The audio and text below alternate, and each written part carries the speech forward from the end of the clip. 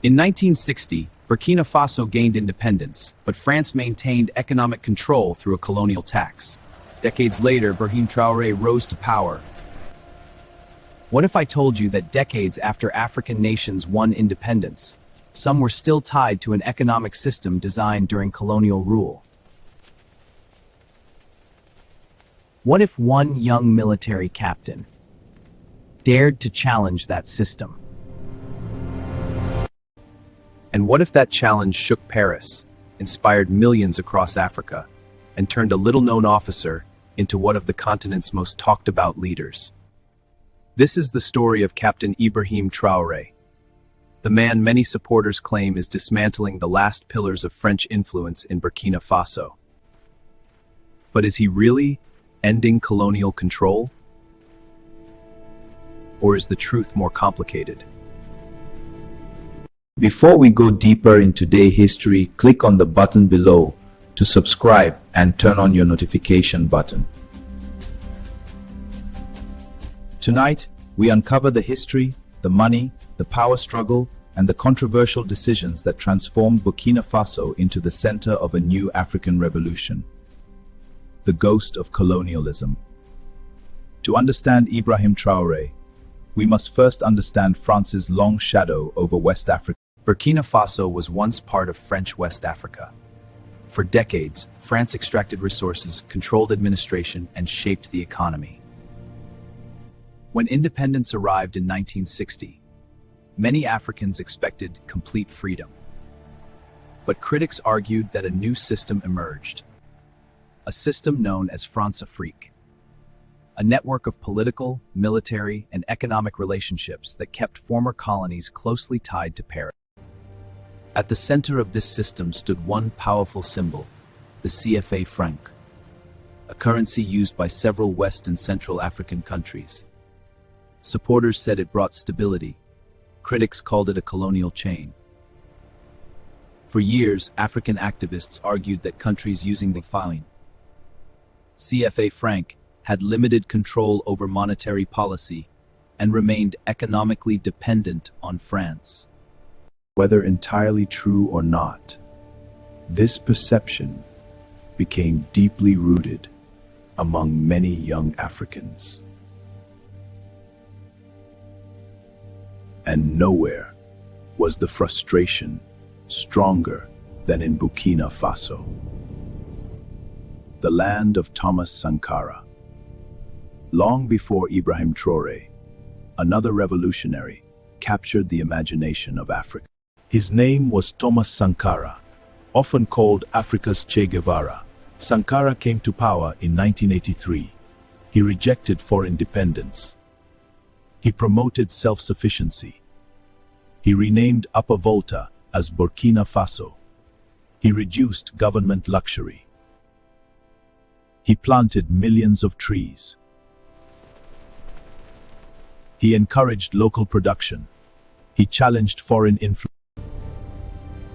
But in 1987, Sankara was assassinated. His death remains one of Africa's most controversial political mysteries. For many Burkinabe citizens, Sankara became a martyr, a symbol of resistance. Decades later, another young military officer would invoke his legacy. That officer was Ibrahim Traoré. Who is Ibrahim Traoré? Born in 1988, Ibrahim Traoré grew up in a country battling poverty and insecurity. Served in anti-terror operations. And earned a reputation as a disciplined officer. By 2022, Burkina Faso was facing a crisis. Large areas of the country had fallen under the control. The public anger exploded. Many citizens believed the government had failed. In September 20, at just 34 years old, he became one of the world's youngest heads of state. Almost immediately, comparisons with Thomas Sankara began. The war against French influence. Traoré's rise coincided with a wave of anti-French sentiment across the Sahel. Citizens asked difficult questions. Why were foreign troops still present? Why was insecurity worsening? Why were resource-rich countries still poor? Traoré responded with dramatic actions. French military forces were asked to leave Burkina Faso. Security cooperation was restructured.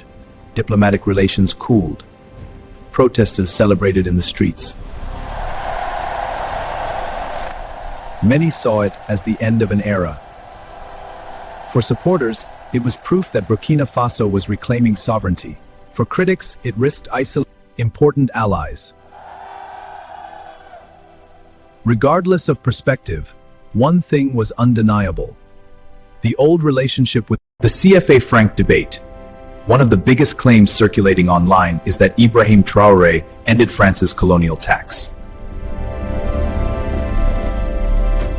But what does that actually mean?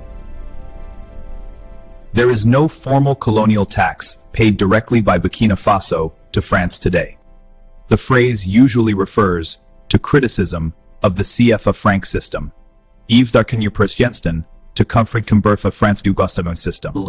For decades, opponents argued that the currency arrangement benefited France and limited African economic independence. Traoré became a powerful voice in this debate.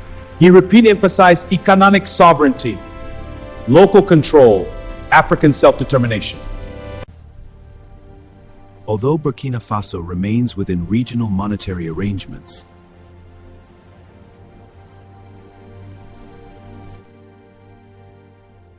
the broader discussion about replacing colonial-era economic structures gained new momentum under his leadership.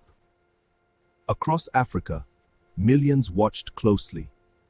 Could Burkina Faso become the catalyst for a new financial revolution?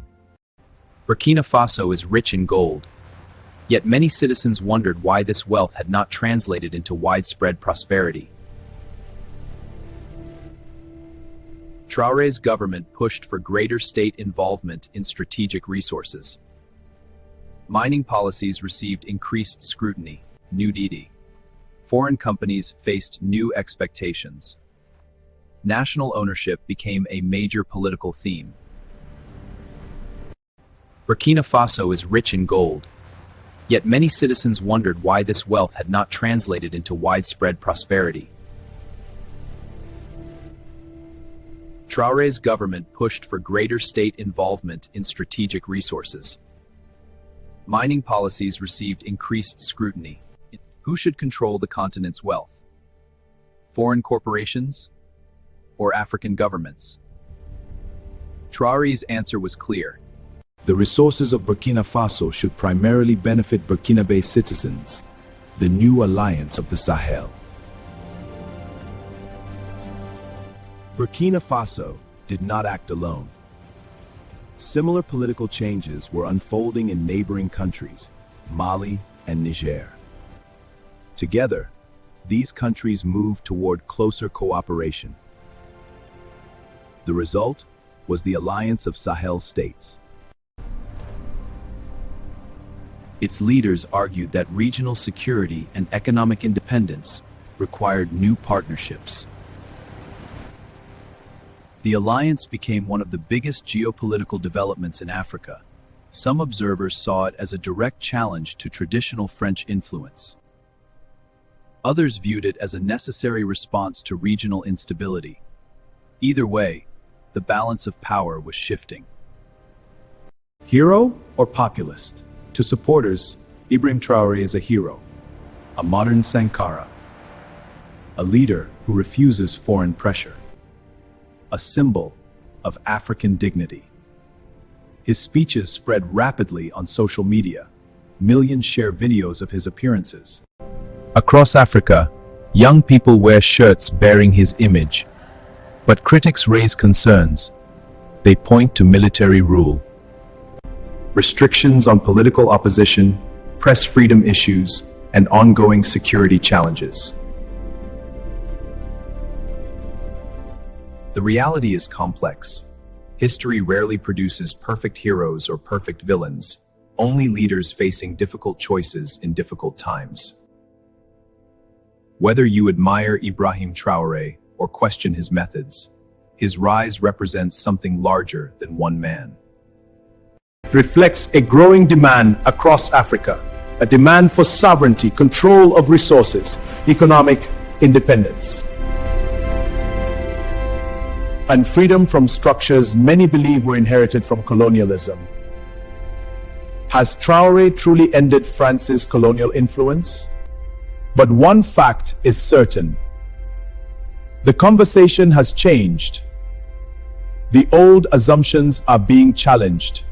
From the streets of Ouagadougou to capitals across Africa, a new generation is asking a powerful question.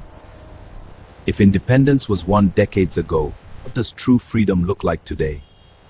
This has been the story of Ibrahim Traoré and Burkina Faso's struggle for economic sovereignty.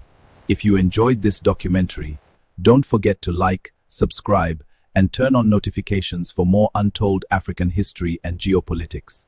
Until next time, stay curious.